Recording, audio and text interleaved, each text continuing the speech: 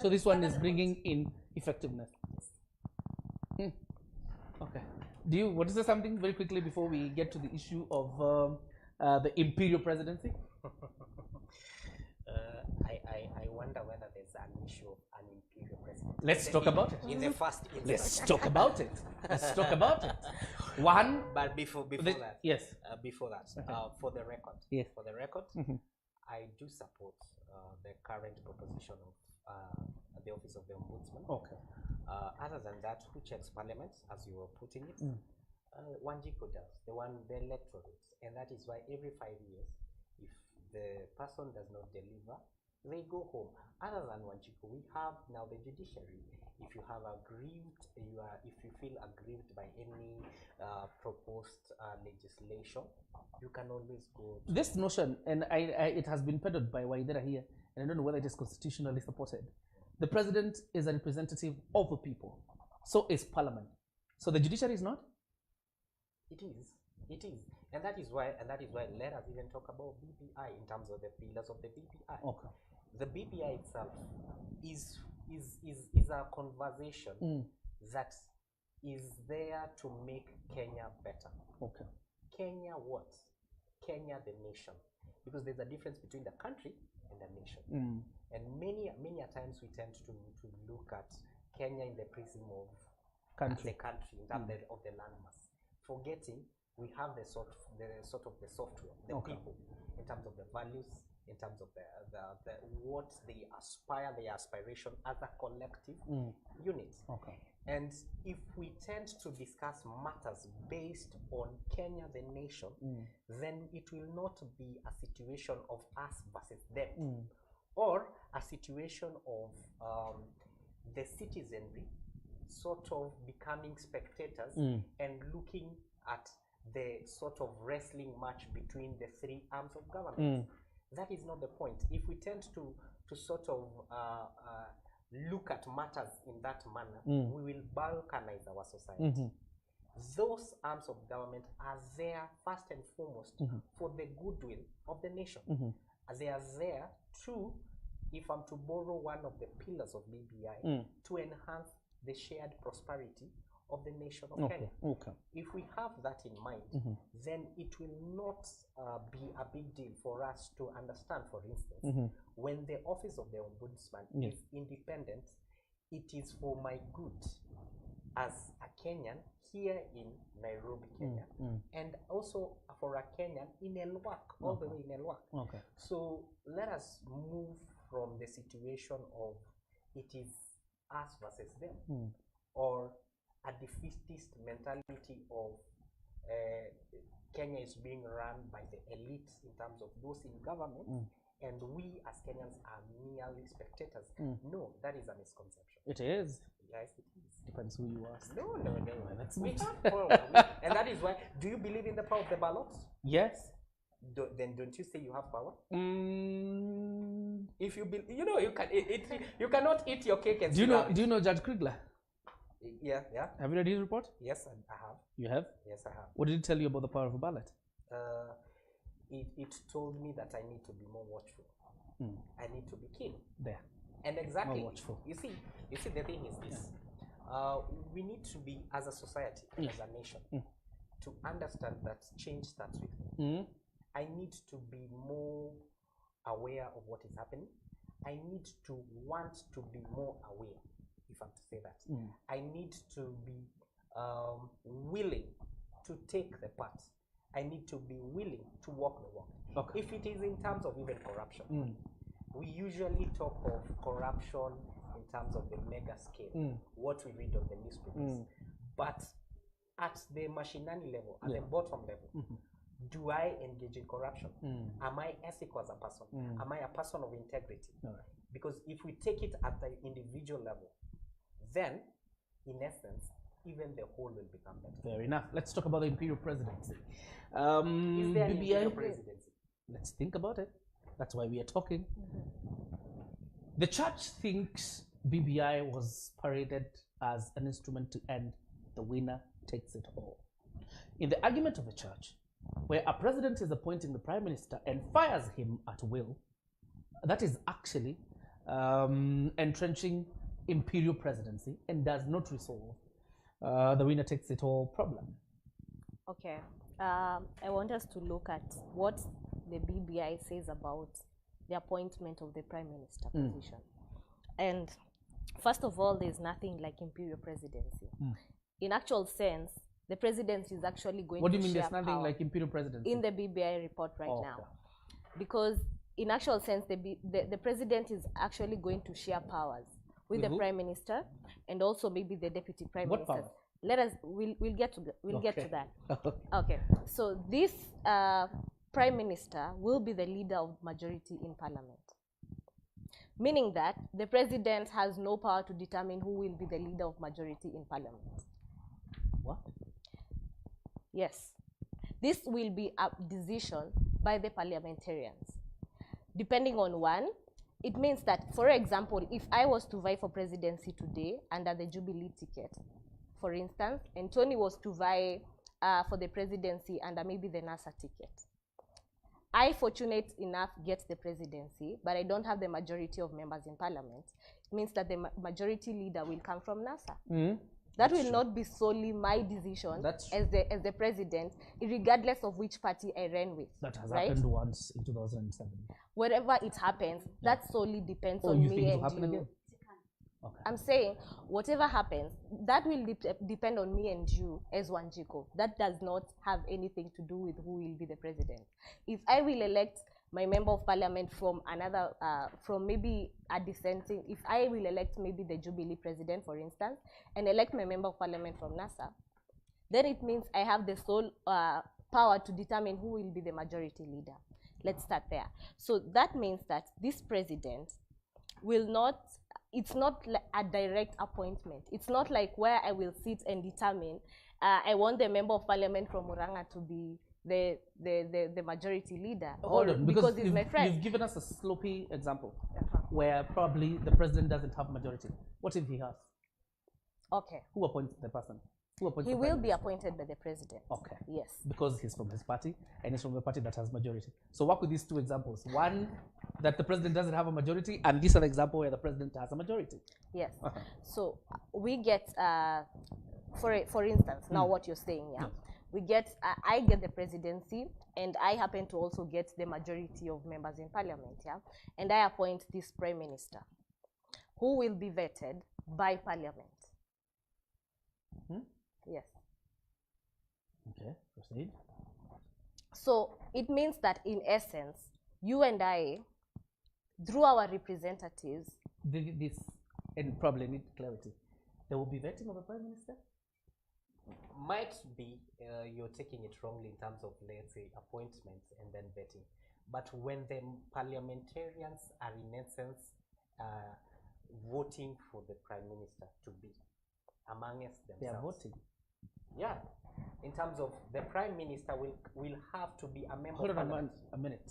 BBI says the prime minister shall be picked from the party that has a majority. Majority. Okay. But he's not, wait a minute. Hold on a minute. He's not somebody, okay, for instance, a political party has many players. It has people who are not in parliament, for instance. It does not, when the BBI proposes that the prime minister will be taken from the party that has a majority in parliament, it does not mean, for instance, if it is Jubilee, they will take somebody from Jubilee House. The like of maybe Moraze. the executive. That's not the director point. Or Moraze. No, no, it is important to know this. The prime minister Is an together elected with member the of two parliament. deputy prime ministers, Elected members of is an parliament. elected member of parliament. Good. So that is where the vetting comes in. If, for instance, we are to take ourselves as members of parliament right now, and we are in a session, in a parliamentary session, and we want to elect a member of we want to elect the prime minister, we will first and foremost look at the party that has the majority. From that, it is one of the parliamentarians who we feel they meet the threshold of becoming prime minister. And that in essence is a form of vetting. Because me and Dr. Lili here can be, for instance, members of that party with a majority, and both of us would want to be prime minister. Then it will be upon the members, us included, to determine is it Kienji or is it Dr. Rilili here? Fair enough. Make your point. Because we may end up with semantics on vetting. Go ahead. Yes. So in essence, this person, first of all, is a member of parliament. Yes. Meaning that he's a person that you and I have decided to take to parliament. Then this person is appointed to become the prime minister. So in actual sense, it means that the power solely belongs to you and me. Because we are the first people who took this person to parliament. Oh, now your powers are not to the president again? No. If we want to look at this, you know, the problem we are having... I thought you said the president represents the people in your earlier argument. Yes. Now you're saying it's the prime minister who will make you directly feel in government? No, we all are feeling in government. Okay. Because one, all these people, we elected them. We do not Including only the elect the president. We elect the president, we elect so many representatives, even at the ward levels. So these people represent us. My second point is, this person will not just come from what he has said. A person directly appointed, maybe like a CS, or how we appoint CSs or PSs. This is an elected member of parliament. Meaning that this person has already been vetted by Wanjiku and taken to parliament. So we are picking from the representatives who have already been elected by the people to be elevated as a prime minister. Yes. PBI says the president can fire the prime minister. Isn't that so? Yeah.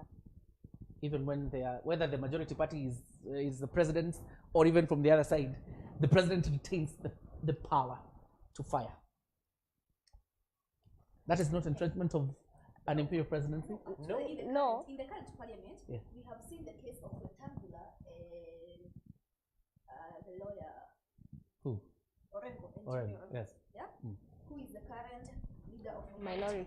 It's Senate. Orengo, Jimmy. It's Orengo. But it was Rectangular. Yeah. And it is that in the national parliament. That was Duale. There was Duale and there was also inside there was Mokomi. And Duale. Now it's Wenu.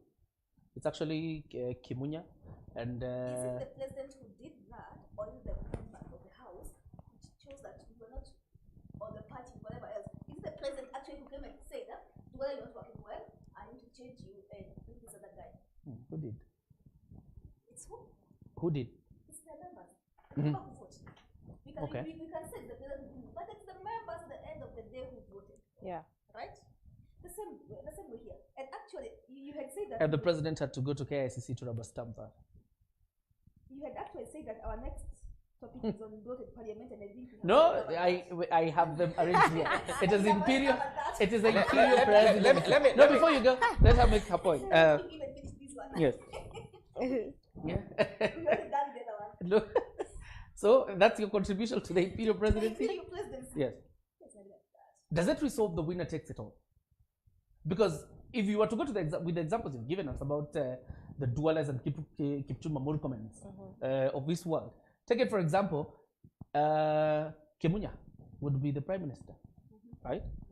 I think the deputy president tried to do that explanation, gave Jimmy Angwenyi perhaps as a deputy prime minister and stuff like that. But without looking at it with that simplicity, how does it resolve the winner takes it all? When you have, hold on a minute, when you have a situation where even the person who takes the position of prime minister still can still be fired by the president. And there's something Lily has not explained to me. What powers exactly is the president and the prime minister sharing?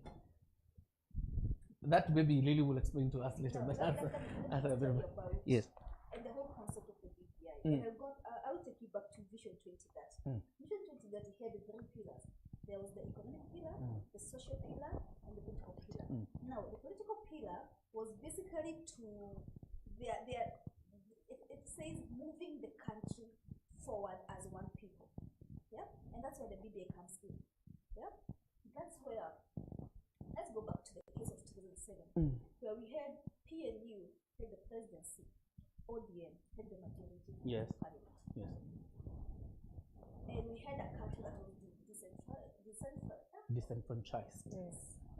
and people who felt like up to now, people feel like we are not recognizing this country, we are powerless, yeah? And that took us to this government. We now have a hardship because of this scenario, you know?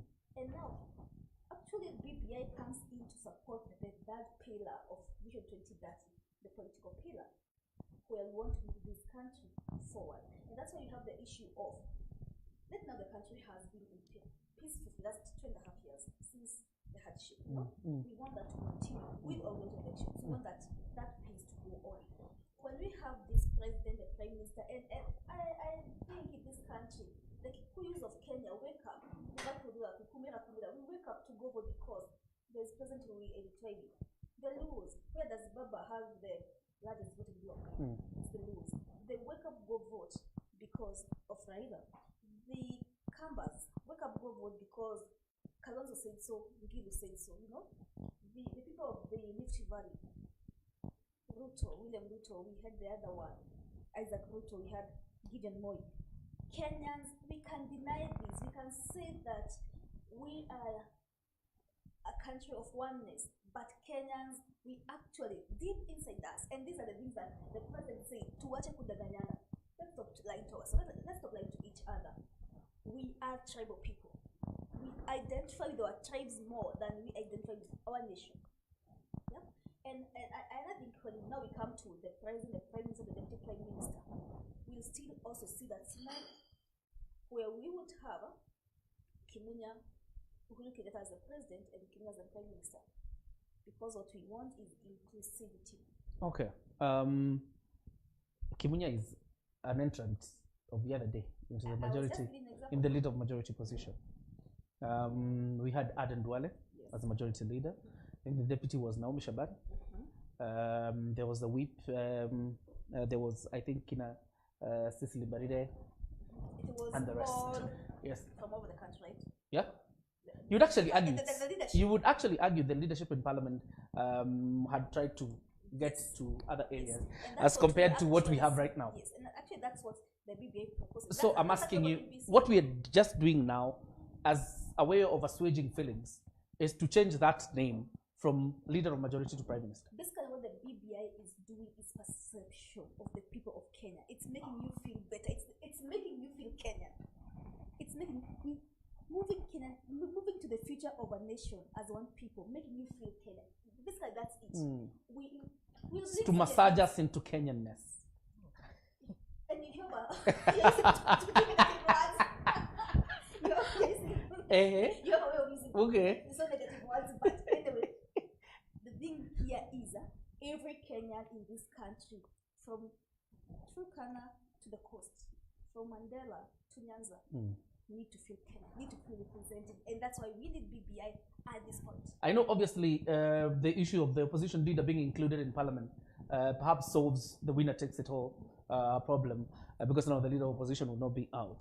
But you don't find a problem with the matrix of president appointing prime minister and then firing them at will. Why can't we, even before you answer that, Lily, what powers is the president and the prime minister sharing? Okay, I want us to use the example of the kind of system we have now, right? Okay. And so we have seen a scenario where the president has gone to appoint, to create sort of a body, not a body, to create a function of oversight of development projects in the country, which was given to, if I'm not so wrong, CS Matiang'i. So this is one of the functions that is going to be played by the Prime Minister. And the main difference is going to be CS Matiang'i is an appointee of the president. But this person who is going to be the Prime Minister is going to be an elected member of parliament, who is somebody we elected into that office, going to almost have the same roles in terms of oversight of development projects and all that in parliament. Yeah. So this is a way, like what Waithera is saying, to make us feel we are part of and parcel of this. Let me ask because you, the example if we you give, sorry to disrupt you, the example you give, the power flows directly from the president. So the president has delegated these functions to the minister, Fred Matiang'i. And you appear to suggest this will be the same formula when we appoint the prime minister. The prime minister is that a power sharing or a delegation of duties? This is depends on how you want to look at it. Wow. Because let me look at it your way. Because if we look at it from the point that the president is going to have the Prime Minister is also going to have the Deputy Prime Ministers who all hail from Parliament. Meaning that at the end of the day, these are people we elected, me and you as Wanjiko, to represent us in Parliament. And these are people who are going to have those powers as an office. Bearing in mind that today the President can wake up and decide that that function that he gave the office, the CS of Interior, that function of the oversight of development projects and all that, which is, I think, headed by the PS, Kibicho, that function can be withdrawn. But this is going to be a constitutional amendment where we bring in the office of the Prime Minister. So this is not something that he can wake up one day and decide that you're not going to look to oversight development projects in this country. I'm going to give it to KNG. Yeah, this is something that's going to be an office. So that's the difference in terms of how we look at it. Yes. It is also important for us to note that with the BBI proposition, the system of governance, it's not one that is parliamentary per se or presidential, purely presidential. It is a hybrid. It's hybrid. Yes. It's hybrid. It borrows from the presidential system and the parliamentary system. It is a system that we have adopted for the efficacy in terms of governance, so that when we are governing ourselves as a nation, as a people, we are able to execute that mandate in the best of ways. And with that, I would also want to talk about the roles, or rather the functions of the president. We know that with the current constitution, the president is not just, when we elect the person who becomes now the president, he's the head of state, he's also the leader of the executive, he's also the head of government and head of, he's also the chairperson of the National Security Council, he's also a symbol of national unity. So in essence, and the commander-in-chief of the Kenya Defense Forces. In fact, he's also diplomat number one. That is why you talk of the head of state.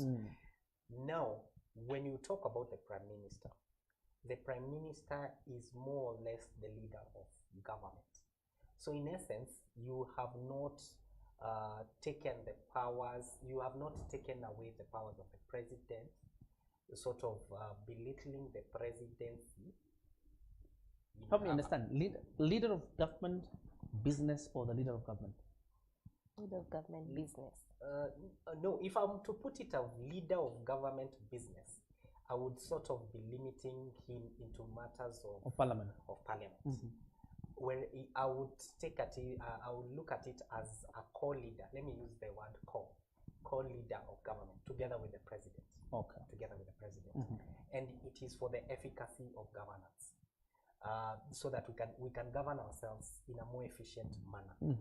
Coming back to what you are alluding to in terms of an imperial president, I beg to differ. Reason being, we must put it into context. Okay. You know, even in the word context itself, we usually joke and say, if you remove the word text from the word context, what do you remain with? Corn. No, so you telling us that there's an imperial president is a con in itself. You cannot say that there's an BBI is proposing an imperial presidency without giving us a context. It is the same case when, for instance, you're preaching or teaching the word of God. Yes. You cannot stand just on one verse. You must, give a broader perspective of the scripture. If I'm to debunk what you talked about in terms of an imperial presidency, and look at it what I talked about, or what the church has spoken about, or anyone for that matter,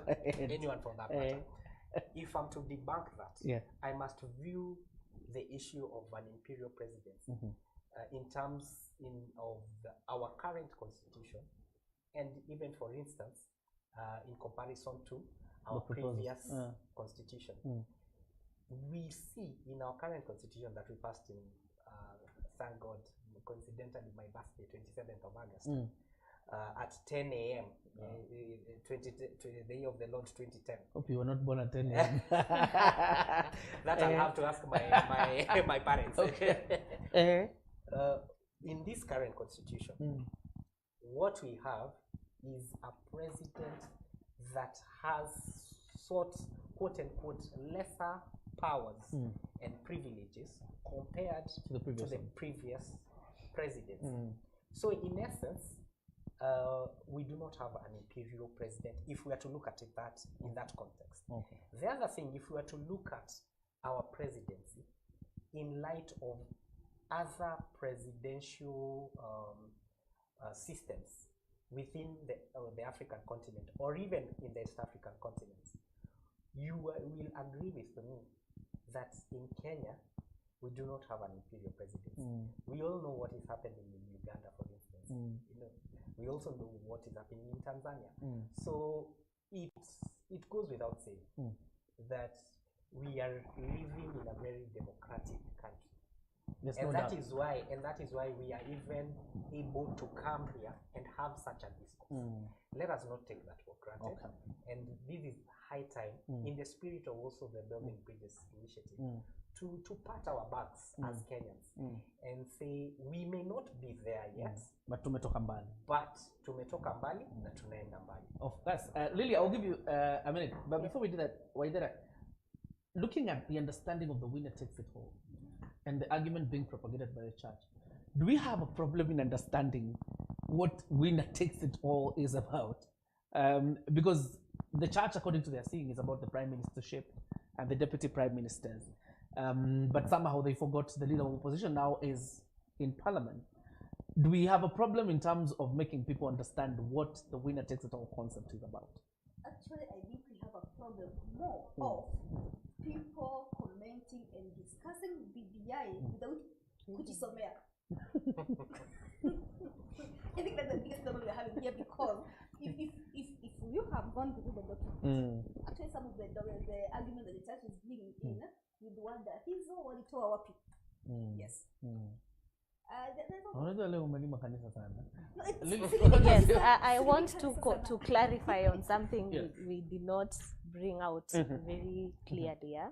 Because the president, according to the BBI document, is going to nominate, within 7 days after being sworn in, supposed to nominate a prime minister. Then, within those 7 days, that name should be presented to the Speaker of the National Assembly, after which over half of the members of parliament should vote for the prime minister. Meaning that this, what I had said earlier, this sort of supports that this power does not solely belong to the president, because they have the power to either vote for this person or not vote for this person. So let's go to the event that they do not accept the person whose name is suggested by the president. The members of parliament have the power to suggest, that is the people in the party with the majority, to suggest a name within themselves. To change that name. So if we are all in the majority, if we are all, for instance, right now in Jubilee Party, we can say we don't want Kienji, we want Waithera. And so we have the power to refuse, and within those days, actually vote for Waithera to become the prime minister. Which means that we are not, let us not mislead Kenyans here. The president is, it's not, the buck doesn't stop with him. Of course, even when he fires, the same majority party will have to pick another person and give the president as prime minister. There's another situation you had painted where the majority party is not the party of the president. What is the risk of the prime minister and the president running at cross purposes? Okay, I think that that point actually supports the winner not taking it all, because it actually supports the idea of inclusivity. Because we now have a president who is from this party, and have a prime minister from the dissenting party, and we are bringing them into one government to all feel included. For instance, if this was the case when the 2017 elections happened, we would have maybe Orengo as the prime minister, and maybe the president, Uhuru Kenyatta, as the president. Meaning that maybe some of these wrangles that we saw. Be John Badi. Yes, or Badi, Be John Badi. Yes, sorry, John Badi, because I'm talking about the Senate. So Badi will be the prime minister as we sit now, and Uhuru will be the president. So some of these issues we saw of post-election violence and the people from the other side of NASA not feeling included will sort of have been solved in a better way And that that goes does not suggest very the well. Nusum What is the cartel. risk of John Badi and Uhuru Kenyatta working at cross purposes, particularly coming from an emotive election? I don't think there's a point where they will work at cross purposes. You don't think Because so? we have a constitution. The president does not act solely on what he wants to do for this country. We are guided by a constitution. We are a constitutional country that follows the rule of law. Big Four is not in the constitution. So this is a point where But Article- also on the BBI, there's the issue of the Article 43, where we are now removing the discretion of the president on the budget making processes and all that to conform to certain things that we need solved that are in Article 43, which includes housing and all that and health and So all it will that. be possible to have one end of the opposition in government and the other in opposition politics in parliament. Pardon? It is possible that you will have the opposition in parliament and they will also have a prime minister. We're also seeing the issue of the leader of opposition in parliament. So I think this also No, I'm not supports asking about the things. effectiveness of the opposition. There's a likelihood that the opposition may benefit from leading the opposition and also being the prime minister. I will look at it from this point that if you look at the manifesto of Yes. NASA in Jubilee, for instance, there is not much a difference on what we want solved in this country. Whether I come from Vihiga or I come from Tharaka-Nithi, we all solving the same problems. The language might be different. The priorities might be a bit different, but we're all solving the same issues. If we look at health, if we look at education, if we look at the economy, these are issues that were both articulated in both manifestos. So it's not a point where we are fighting between this team and that team. It's a point where we are both coming and bringing on board our ideas to make this country a better place. Do you think there needs tightening, Tony? Because I'm thinking, right now the leader of opposition will now have powers to even appoint a shadow cabinet. We will have a shadow cabinet really to advise on different approaches in terms of opposition. If we imagine a situation where you have a prime minister, because the opposition has a majority in the parliament, and therefore they become, or one of their members becomes prime minister. Then you also have the leader of opposition with his shadow cabinet, and probably even advising the prime minister on some of the issues. You don't see the risk of working at cross purposes? There's a risk, but like any other risk, we can manage it. Oh, it's a manageable risk. It's a manageable risk. And this is how. I view it as a complementing measure in terms of having an opportunity to hear other ideas that are not necessarily your own. So in the case of us, let's say, having the government, if I'm in the party that has a majority, we have the premiership, but at the same time, a different party has the presidency. Then I take it as an opportunity for us, the party that was dissenting in that election, that gave birth to that government, to complement the government of the day with our ideas, and as Dr. Lily has said, with what is in our manifesto. So for us, I would say it is a win-win for the Kenyan people. It is a win-win for the Kenyan nation. All right, very interesting. And I want us to look at the bloated parliament. It appears to be Waithera's pet subject. There's something you want to be? There's something that you said that the Big Four is not in the constitution. And this country, since 2006, when the Vision 2030 was formulated, everything that has been happening and every government policy that will happen until 2030 will be about Vision 2030. Will be based on Vision Four, 2030. Yes, the Big Four agenda, as the president calls it, is Vision 2030. 2018-2022 medium-term goals. So it's the same document. If it was NASA government, if it was ODM which won, if it was Raila Odinga who won, he would still be doing the same thing. The laptops back in 2013, what part of the Vision 2030? What laptops? The primary school at the idea of the laptops. Okay. That was it's very important to say the idea. No, actually, Jay, stop. I told you again.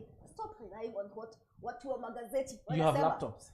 In Gaine Primary School, in my village, the class, we received laptops way back in 2016. What? We have 45, not really, laptops, tablets, which help the kids learn. Our kids are learning using technology, it's there.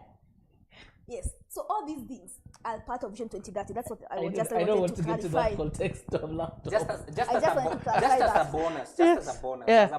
as one of the proposition of BBI Yeah. is digital inclusion, Very important. whereby we are actually looking at a scenario whereby the government will be forced to look at provision of internet as a basic right. That's a basic right. As a basic right. Very important. So we thank God for even that idea. The As idea. you put it, as an idea of the laptops, which actually worked. Only that it was not, let's say, implemented across the board. No, actually, the only problem is And we even thank God that the for- government has no. It's not like if the government doesn't have resources, why would the government be giving laptops or books or learning materials to private schools? Go to all public schools across the country. The kids who are in class 4 right now, those who are doing CBC, trust you me, JJ, they have the tablets. Across The the other- the other country. We actually thank God The for other- the Ngaini other- Primary School for the laptop. The other most important, the other Jacob, the other most important aspect of even the laptops that you may be overlooking is this. I can give you laptops, but what about the software in terms of the curriculum? We may not have been able to deliver the hardware, but in terms of digitizing our curriculum, we have already digitized our curriculum. Okay. So it is a plus and a win for us as a nation. The steps you're making, probably we're not ready then, but slowly we are hurtling That is towards. debatable. We That's actually have a digital library, the Kenyan Library Services. Yes, has been We have not done digitized. go digital. So we are going somewhere as a country on these. You What need is to it? be No, more proud of hold your on a minute. nation. Hold on a minute. What was the president's promise again on the laptop?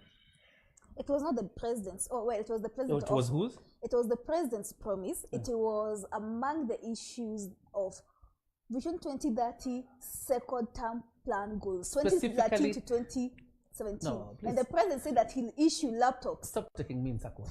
What was the promise of a president in 2013? The president of the TNA government in 2013 was that they'll give all pupils, all class 1 pupils laptops. What year? What was the year?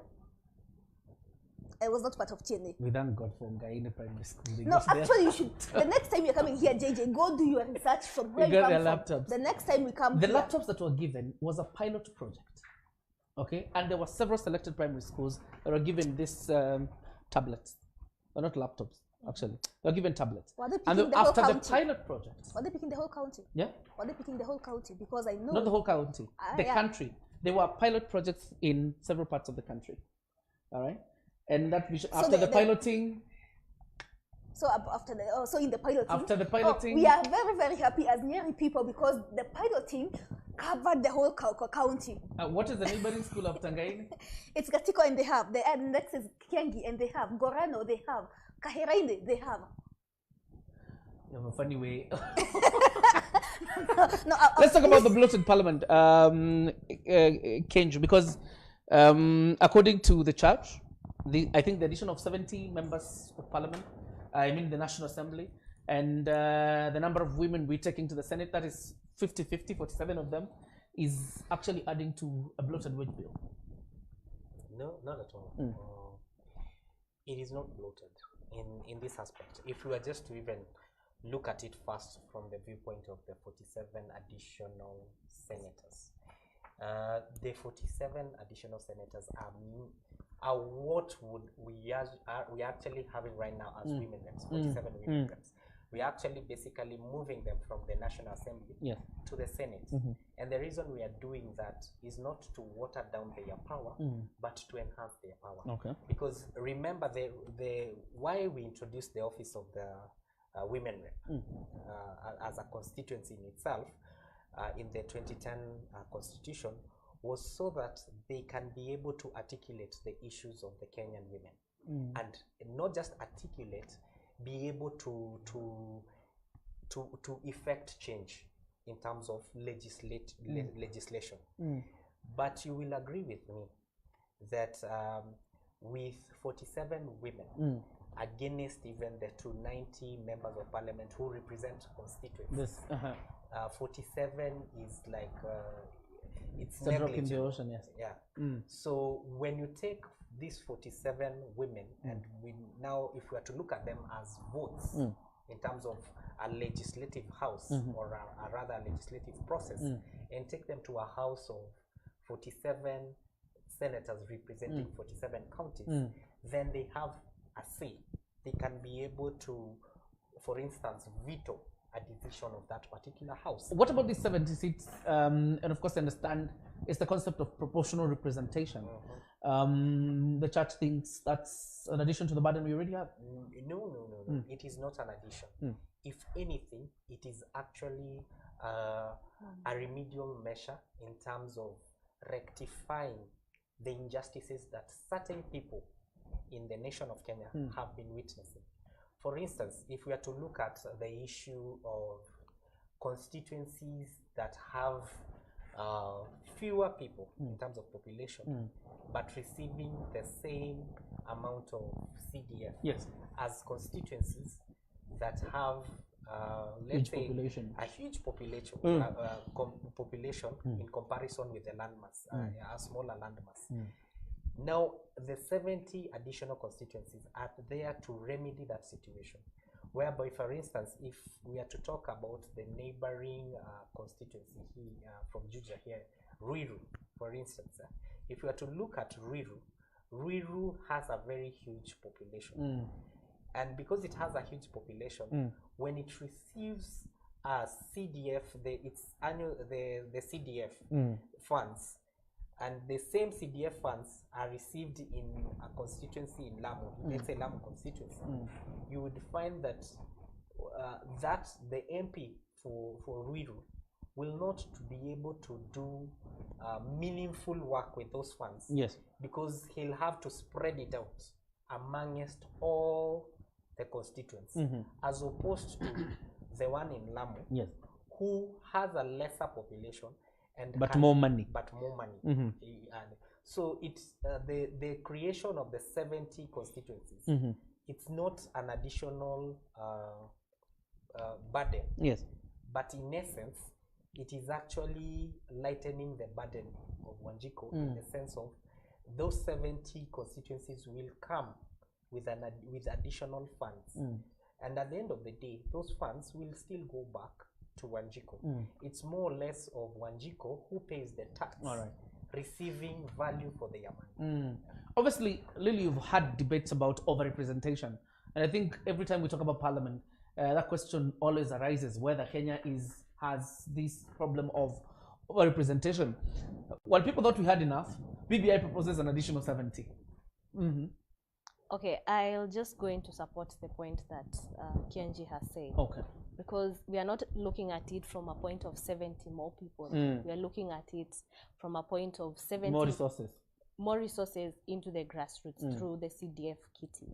So if we look at it from a point that we have had complaints in the past, especially from people in certain regions, that they are not able to access bursaries, they are not able to access, funds, mashinani, because they feel as if they are more than the representative cannot be able to cater for all of them. So this is going to look into the imbalance or the inequalities that we have had. Yeah. All right. Waithera, I know you have an interest in this issue of a bloated parliament. No, actually, what he has said is very, very correct. The 70 has explained very, very well. Then the church has this other issue of we are bringing the prime minister with his office, with a salary. We are bringing in the deputy prime minister, 2 of them. And that's the thing. Actually, those have the contentious issues, And as we had said here, a few minutes earlier, they're coming from parliament. Yeah. It's today you pick Murkomen and make him the prime minister, or Rigathi Gachagua my MP. He already has his office. He doesn't need more resources as a deputy prime minister. Number 2, actually the BBI is saving us more money. Except allowances. Yes, BBI is saving us more money. Look at there are some ministers, the CSs will be coming from parliament. Yes. So when you pick an MP and make him, let's say half of them, they are 21. If you pick 10, you'll be actually saving 10 amount of money to pay 10 people. Yeah. So actually, it's not really the case. As I said, tafadhali, tujisomea hii kitu. Yes. But you're not forcing them to understand. Mtu understand vile. Kivyake lakini akiwa amesoma. Lakini asome. Yes. Important. The IEBC, it's one of the issues probably that is going to bring a lot of hate when you consider the political players. Because we are almost having a 1997 repeat where we had the IPPG system and we had an election that time. The proposal by the BBI is that the political parties are able to nominate commissioners.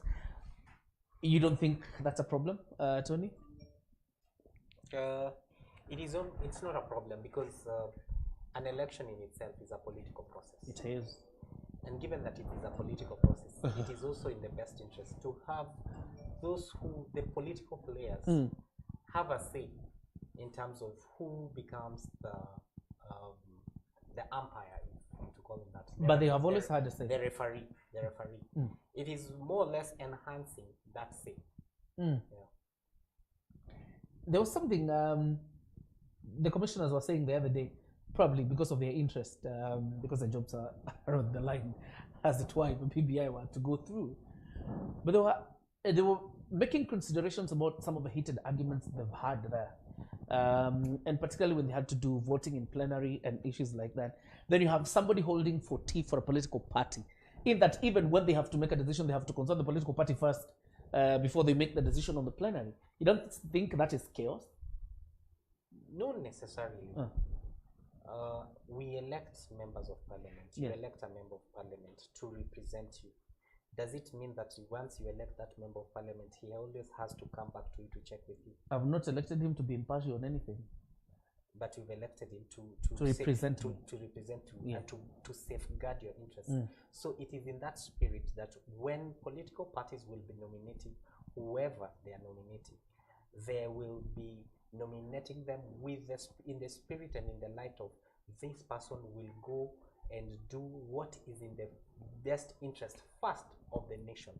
Because as Dr. Rilili mentioned earlier on, they will consider the interest of the nation first? Yes. Okay. The reason being, it is a constitutional office, first and foremost. The constitution is in itself a social contract that we gave ourselves as a people and we adhere to. You remember what the Chief Justice, if I'm to quote what the Chief Justice talked about when he was nullifying the presidential election of 2017, and he talked about a nation being retaining its sovereignty through the adherence of the rule of law. You know, so if we are to look at it from that premise in itself, then whoever has any public office or public state office job, first and foremost, their allegiance is to our constitution before the party. And that is why we talk about personal accountability, even before political accountability. We can judge somebody for their own personal misdoings just because they are not complying with the constitution. Okay. Yeah. Waithera told me to stop using the word fixing, and I'm very careful that I don't use the word fixing again. Lily, what are we sorting out when we want to consider political parties nominating commissioners into the Independent Election and Boundaries Commission? As it were, they're still part of the process because the IEBC selection committee involved parliament, or rather involved members of parliament from different political parties, but it also had other players, including the church, SUPKEM, and other people who are in that process to recruit the commissioners, for example, like the ones we have. What is this we are sorting that we want political parties directly involved in the picking of commissioners? I think it's very important that we understand that the IEBC is going to have 5 commissioners, according to the BBI. Yeah. And one of them is going to be a Supreme Court judge. 2 are going to be nominated by political parties, and then 2 are going to be nominated by religious organizations. So we are not taking away the part of the religious organizations or their say in this matter exactly. Yeah? Secondly, we have seen in our country where political parties are like matatus. Allow me to use that word. Where nitatoka Nairobi nikuje nayo Juja. We use Jubilee from to get us through the 2017 election. When we come to 2022 elections, there is no Jubilee anymore. We get another faction and use it to propel us to the next level. So how it is very important, especially in being able to safeguard our democracy, to have political parties that are a bit more strengthened, political parties that have say. They have much more responsibility than getting somebody to presidency. So we are giving them more responsibility in terms of these IEBC commissioners are going to serve for this period. They are going to be under the political party. That very purpose you're talking about, strengthening of the Political Parties Act, is enough to make the party strong, in the sense and that was the idea even of outlawing people jump shipping from the party some months close to the election. Allow me to use the 2017 elections, for instance. Yeah. You saw a scenario whereby political parties have misled Kenyans into thinking that certain commissioners belong to this person, because they are directly maybe appointed by that body. So we're going into an election, because elections in Kenya, one, are very emotive, and two, they raise a lot of temperatures. So we are going into a very heated political process with mistrust, per se, from the members of the public, because of things they've been led to believing that these people are not impartial. These people are appointees of certain people. So we want to remove that notion, and it's actually a very difficult trend, a very difficult thing to rubbish from the minds of Kenyans, because we have continually seen ourselves going into elections with bodies or commissions which are mandated to take care of our elections, which we do not trust as Kenyans in the first place, because politicians have misled us to think otherwise. So how do we solve the issue of trust? Because these are issues that have led to the post-election violences that we have experienced, and so many other chaos that we have had. So how do we safeguard the trust of the Kenyans in this process? And that is through appointment of commissioners by political parties. I believe if we get appointees from the political parties, one, we rubbish the fact that these people have been appointed by one body or one side of the divide. So we are able to get that impartiality. All right. Waithera, you're also a member of this community. You know what happens the first night of the elections or the second? Just by the suspicion that there's something happening at the IEBC headquarters, or they are trying to alter results, some areas of this country start burning. Now you have a representative of a political party, perhaps even telling supporters of that party, there's fraud, just by basis of suspicion. And most importantly, if they refuse to append their signatures to the final results, what happens? Let's first go back. 2007. Kibuito was actually slapped by someone in KCS. In 2017, we lost Musando. Why? What were the claims that why was Musando killed? Allegations of rigging. Yes, because he refused to. Because one side of the government one side of the competitors wanted elections rigged. Careful, you don't reveal information that will this is the information that I hear out there. will come for you. This is the information I hear out say there. that is what you hear. The information of the streets. Yes.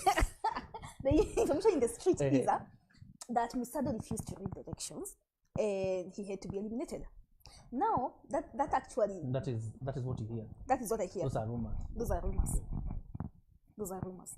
They might come for you down here, claiming you have information. No, I said information in the streets. Okay. Rumors in the streets, Now, the reason we have these 5 people and 2 people being appointed by parliamentary, and this is the word, parliamentary political parties. One gives, and I think we have said this so much in this discussion today. BBI is about making Kenyans feel involved. And Kenyans, we are known. We want to see one of us there. I'm told that so many Kenyans were watching the American elections just because Radi Madawa was there. So many Kenyans. One of us was there. Yes. Actually, when Jeff Koinange left CNN, we've not had the one of us. No one noticed CNN again. Those are Kenyans. We are peculiar people anyway. And this will give us more trust, and that's what we need. Trust in our institutions. We are represented there. IEBC is not an ODM part of ODM. So- IEBC is not part of Jubilee. That is what Kenyans need to feel, and that is why we have We this. are resolving suspicions by creating bigger suspicions. This will not be a suspicion. Ah. It's feeling represented. We say that this BBI is all about what we feel. Yes, you have one of us inside there who have equal capacity. 2 commissioners will be nominated by how many political parties? Parliamentary political parties. Yeah, there are several. Parliamentary. How many of There are them? several parliamentary. Right now we There's have ODM, there's Jubilee, there's Wiper, there's Ford Kenya, there's KANU, there's ANC, Chap. yes. Right now we have seen KANU. Most probably- the Senate. Most probably, there is even a chama called Wao kwa Wao. haina mtu kwa bunge. Those parties, The parties that What have will they do? representatives in parliament. Yes. That's the idea. all those parties, but there are 2 commissioners here. Basically, I think the biggest and the one to, because no one Oh, the actually biggest? wait, no one actually in this country, no one time have we ever had chaos because Sisi kwa Sisi party or Safina party blocked the chaos. No, it's because KANU blocked the chaos. It's because PNU. It's because ODM. It's the big parties, by the way. At the end of the day, Is it- tuongea ukweli, tujadiliane bana. That's what the Okay. president is saying. Working with the current situation, tell me, is it a level playing field where you have, if you were to go with the big political parties, then you have ODM and Jubilee. Actually, Jubilee has the majority. Then there's ODM coming in second. Will Wiper feel ably represented if they have a presidential candidate, for example, but the nominees or the commissioners in that commission are actually ODM and Jubilee commissioners? Again, Kenya is a democratic republic where the majority have their way, but the minority have their say. Really? Therefore, even the so-called smaller parties will feel that they are part of the process by being given the opportunity to have their say. They can articulate their issues in parliament. But it won't matter. Not really. We have seen members of parliament who are independent members of parliament. They were sponsored into parliament by the electorate. They went out, received signatures, and they were able to be accepted by IEBC as independent candidates, and they are in parliament. We've seen independent members of parliament bring up value in terms of legislation, proposing bills that are at times adopted by even political parties, taking a stand and saying, when it comes to this matter, we accept. On this particular matter, even if they raise hell, ODM will still have a commissioner and Jubilee will have one. But my sister alluded to the fact that they're just 2 Yeah. out of 5. They do not have the majority in terms of even. These 2 don't have. The 2, if you are to look at it in terms But of, where will these others be drawn from? Because she explained where they will be drawn from. Apart from the 2 from political parties, 2 are being nominated by interest groups. That does not include political parties. Another one is a judge. True. So where is the interest of Wiper, Ford Kenya? Your party is GNU? Yeah, and GNU's interest. My parties are Kenya. the interest, this is where the interest will be met. The interest will be met by, first and foremost, agreeing that they are there for the goodwill of the nation. First and Who now? foremost. Those commissioners, they are there to serve Kenyans. As IEBC, why do we have an independent? Look at even the wording itself. It's very intentional. Independent, electoral. Why does the BBI, and probably this is some of the ambiguity, why doesn't it talk about a conglomeration of political parties, but it talks about political parties, and in the understanding of it, these are 2 major political parties. But you give us a hypothetical situation where, well, they will understand or they will feel, yes, there's an independent body, we are supposed to act in the interest of a nation. Rarely do we see people acting in that sense. And if they do, who tells you we will not have one rogue person? What happens? There may be a rogue person. And what happens then? But there's also, if we were to look at it in terms of precedents, what has been happening in the previous IEBC. Yes. you would have, for instance, even in the immediate in this election of 2017, we had a scenario whereby the chief executive officer, Chiloba, at some point was not agreeing with the chairman. Yes. With the chairman. So, but we've seen the court pronounce itself in terms of the modalities. So, in the light of commissioners being recruited into forming now the commission, in terms of the commissioners, which in itself also has a secretariat that has staff working, it will not interfere. You see, we must also not box ourselves to think that IEBC is solely controlled or managed by the commissioners. The commissioners are mainly there to maintain the strategic vision of IEBC as us as Kenyans envisaged. Are you aware that the Secretariat cannot make any critical decision without the commissioner? And that is why I'm saying the commissioners are there So to generally, maintain. the Secretariat, its work, it's the day-to-day operations of the IEBC. Day to day, but not if we must put into context the day to day. When we say day to day, we do not mean they are there to sell cabbages and tomatoes. In as much as I love cabbages and tomatoes, the day to day are in terms of electoral issues that are in line with the strategic vision of IEBC. So the commissioners are there to maintain that focus in terms of and to What are the so that we provide context? What are the specific electoral issues that the Secretariat can do without the commissioners? Voter registration is one of them. Not without. The continuous not voter- without. No, Not that without, they can do without but in commissioners. complement. Yes, that they can do without commissioners. We saw it before Chebukati came. Ezra Chiloba and his team were doing that. The continuous voter registration is one of them that they can do. Yeah, Voter education. voter education is one of those. Earmarking the polling centers in terms But there are critical preparation areas for an election that can't happen without a commissioner or without commissioners, because obviously it also needs to be subjected to voting. If this process is partisan to that extent, and I'm asking again, you don't see chaos there? they're not partisan, because remember, if we are to look at parties nominating commissioners, they're just two commissioners. And these two cannot have a majority if they are to vote. They can be vetoed by the three. If I send Waithera today to my constituency in Murang'a, whose interest will she be advancing?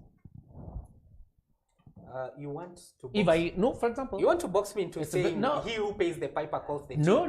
That is not necessary. Why are political parties nominating commissioners in this case? They are nominating commissioners into this case because elections are political processes. And whose interests would they be advancing? They'll be advancing the interests of, first and foremost, the Kenyan people. Secondly, they are political parties. They are political And there are only parties. 2 out of 5. So actually they are the minority and you have 3 others. So they will be come to advancing vote, the interests of 2 political parties, not the other parties. Let me ask you a question. political parties. Let's separate it there. No, you say they are political parties. That was your answer? Yes, They are political parties. they are political parties. So what happens to these others? Which other They should have faith that these 2 will represent them? To some extent, yes. In light of, for instance, if you as a Kenyan, when you elect a person Does that matter? when you elect a person to become president, and that person does not become president, and somebody else elects a person who in turn becomes the president. Now, what happens to you? Does it mean that your affairs and your aspirations have gone down the drain? You have faith that that person who is in office will also. Why do we have meet BBI your then? aspiration. We have, This is a let me tell result you of a handshake. No, Because there not- was one part of the country no, feeling no, not represented. No. Yes, and that's not why just we are that. here. Not just that. And that's no, why? Not just that. That's why we are here. Not just that. Not just that. Before, Okay, not just that. Let me conclude on this All right. matter. Not just that. Because if we look at it that way, we would be, it's sort of saying BBI is about Raila and Uhuru. No, it is not. No, it is not. Yeah. It is not. And BBI is about Kenya. And BBI is not just about 2017. BBI is about 2017, 2008, And posterity. 1992. It is about us as a people looking at the electoral processes that have been bringing chaos and affecting the economics of our nation and seeking a remedy. And not just in terms of electoral processes alone, but even in terms of the software of the nation. And that is why, even in terms of the in terms of the BBI, one of the BBI pillars, it is about national ethos. And if, mind you, BBI does not talk about constitutional matters alone. It does not just provide remedies. It has remedies that are administrative in nature, policy-wise. It also have also the constitutional amendments that are being proposed. So it is an all-round document. And that is why even after the first report came out, we have now this second report that is a validated report. Okay. Yeah. Well, there are 30 seconds. And don't say something that will reopen debates because my time is up. That is the last seconds. Yeah. As I finalize on this debate about the BBI and the church, I would want us to look more into the church, and because we have so many other issues in this country that the church should be talking about. We have issues of boys being sodomized in church. No one to talk about it. We only hear it out there. Rumors, again I say, we only hear those out there. The church should be talking about that. The BBI brings in the case of ethos, brings the case of peace building, brings the case of conflict resolution. There is a lot more. And my last one, completely last one, it's time, I believe that it's time that we as Kenyans and Africa keenly looked into the concept of religion and asked ourselves, because I believe that a human being has mind, body, and soul. Let's look at ourselves, our spiritual selves. Do they work for us or against us? Because JJ, the problem we're having in Africa are mostly spiritual. They're that point where 30 seconds ago. They're not good. Do you go to church? They're not good. Most of the problems we're having in this country, most of the problems we're having in Africa can go back, if you look cleanly, goes back to religion, to our beliefs. Let's look at that. Okay. Thank you. 30 seconds, really. First, I want to urge all the people, young or old, wherever you come from in this country, kindly read the document. Because we have a problem of relying on rumors and relying on things that politicians are saying and politicizing the whole process, and we do not go keenly to read the document. And lastly, I'd like to say that BBI is not a solve-it-all. It does not come to heal all the problems we have had as a country. It only looks at some of the problems we have had and makes recommendations on some of the things. And we are actually the people who made the recommendations as Kenyans. So let us not box it into solving all our issues. Rather than let us look at why we have the BBI in the first place and look, does it solve those issues? All right. Yes. Hi. Tony, your 30 seconds? The church does indeed support BBI. Why? I am the church. The church is not the four walls. The church is where 2 or 3 are gathered in the name of our Lord Jesus Christ. Therefore, I know many ecclesias where 2 or 3 are gathered in the name of the Lord. That support BBI, that support the nation. So for me is read BBI and read it with an open heart. Okay. Thank you. I think you should spend some 5 minutes and preach to this one. Amen. On my Hallelujah. Thank you very much. The Bible also says, the Bible also says that my people perish because of lack of knowledge. Tafadhali tujisome tuelewe, tujiamulie. As the end of the show, thank you very much for watching, and thank you everybody. Even the ones that left your comments, unfortunately because of time and the elasticity of this debate, I will not be able to read all of them. Thank you very much. God bless you. See you Friday. Asanteni.